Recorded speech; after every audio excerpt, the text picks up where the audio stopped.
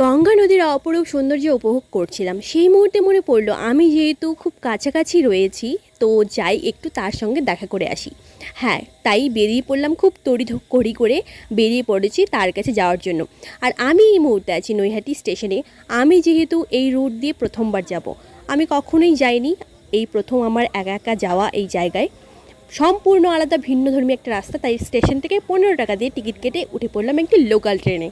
আর local ট্রেনে করে প্রায় 1.5 ঘন্টার জার্নি করে আমি পৌঁছে গেলাম কৃষ্ণনগরে। হ্যাঁ, ঠিকই শুনেছেন, আমি কৃষ্ণনগরে।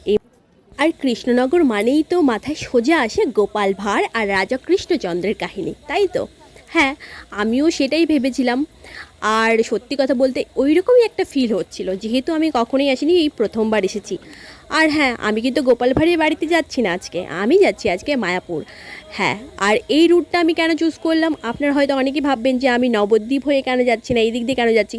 আমি যেহেতু নৈহাটিতে ছিলাম, নৈহাটি থেকে খুব কাছাকাছি হয়, মানে কিছুটা কম দূরত্ব হয়, মানে কৃষ্ণনগর হয়ে গেলে। তাই সেখানে ওখান থেকে নৈহাটি স্টেশন থেকে কৃষ্ণনগর আসার পর সেখানে একদম স্টেশনের সামনেই রয়েছিল টোটো। আমি 30 টাকা ভাড়া দিয়ে টোটো একদম 15 কিলোমিটার রাস্তা চলে এসেছি। এবার এখান থেকে আমি পার হব ঘাট পার হওয়ার জন্য আমাদের খুব বেশি টাকা লাগে না, খুব অল্প টাকা, একদম 3 টাকা দিয়ে আমাদের ঘাট পার হওয়ার জন্য টিকিট কাটতে হয়। সেই টিকিট কেটে আমি ফটাফট উঠে গেছি নৌকোতে। মানে নৌকো অ্যাকচুয়ালি বলা যায় না, লঞ্চ যেটাকে বলে, কিন্তু আমার তো বাংলা ভাষায় বা আমাদের যে গ্রাম্য ভাষায় সেটাতে আমার নৌকো বলতেই বেশ ভালো লাগে। আর সত্যি কথা বলতে এটা নৌকোই ছিল। তো ভীষণই এক্সাইটেড ছিলাম, ভীষণই ভালো লাগছিল, একটা আলাদা রকম শান্তি অনুভব হচ্ছিল। যেহেতু আমি একা আসছি, তো আমি কখনোই ভাবতে পারিনি যে আমার সাথে এরকম একটা ঘটনা ঘটে যাবে যে আমি ভগবানের দর্শন করতে পারবো না। সত্যি কথা বলতে ভীষণই আগ্রহের সাথে আমি এসেছিলাম, কিন্তু ভগবানের দর্শন হবে না এটা আমি কল্পনাও করতে পারিনি। আর আমাকে যেহেতু খুব তাড়াতাড়ি ব্যাকও যেতে হতো।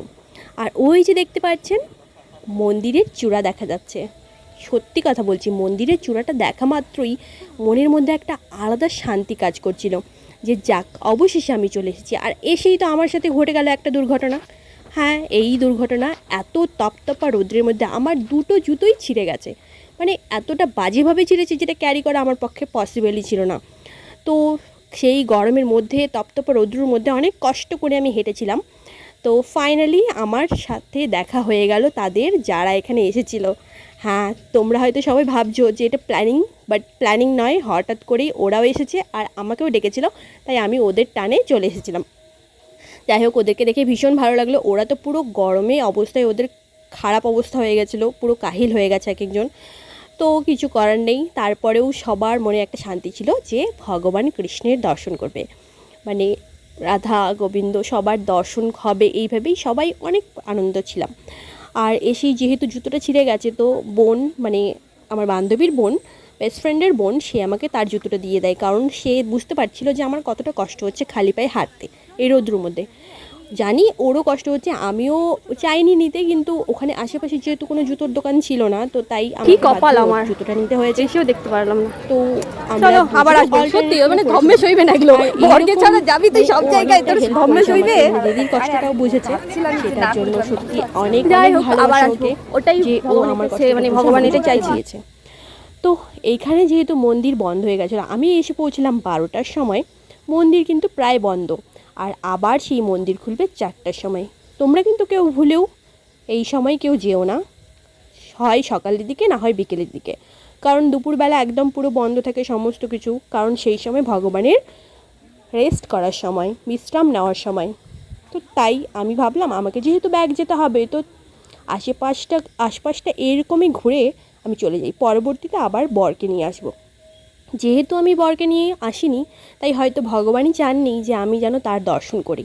তো যাই হোক, অবশেষে অনেকটা কষ্ট করার পর সেই তপ্তপা রোদে পা জ্বলে পুড়ে বান্ধবী নিয়ে এলো 1 কিলোমিটার হাঁটিয়ে আমাকে নিয়ে এসেছে জুতো কিনতে। তো ফাইনালি ও আমাকে জুতোটা কিনে দিল। আর জুতোটা কিনে দিয়ে ওদেরও যেহেতু রাত্রে ট্রেন রয়েছে, তো তাই ওরা আমাকে বিদায় জানিয়ে ওরাও চলে গেল। আমিও মন্দিরে এক পাক ঘুরতে আসলাম। আমি যেহেতু এই পোর্শনটা দেখিনি, তাই ভাবলাম একটা পাক মন্দিরটাই ঘুরে যাই, ভেতরে ভগবানের দর্শন না হোক, কিন্তু ভগবান তো চাই যে আমি আসবো আবার। সত্যি বলছি, গরমের পরিমাণটা যদি না থাকতো এত বেশি তাহলে হয়তো আমি স্টে করে যেতাম 4টে পর্যন্ত, ভগবানের দর্শন করেই বাড়ি ফিরতাম। কিন্তু আমাকে যেহেতু পৌঁছতে হবে নৈহাটি সন্ধ্যের আগে, তাই আমি 4টের মধ্যে বেরিয়ে পড়েছি সেখান থেকে 4টের আগেই, এই সুন্দর রাস্তা উপভোগ করতে করতে। আর যেহেতু ভগবানের দর্শন হলো না, সে যখন চায়নি আমি তার দর্শন করি, পরবর্তীতে আবার তার কাছে আমি আসব, তার সম্পূর্ণ দর্শন মন থেকে করব। ততক্ষণ আমি নিজের জার্নি উপভোগ করতে করতে চলে যাই।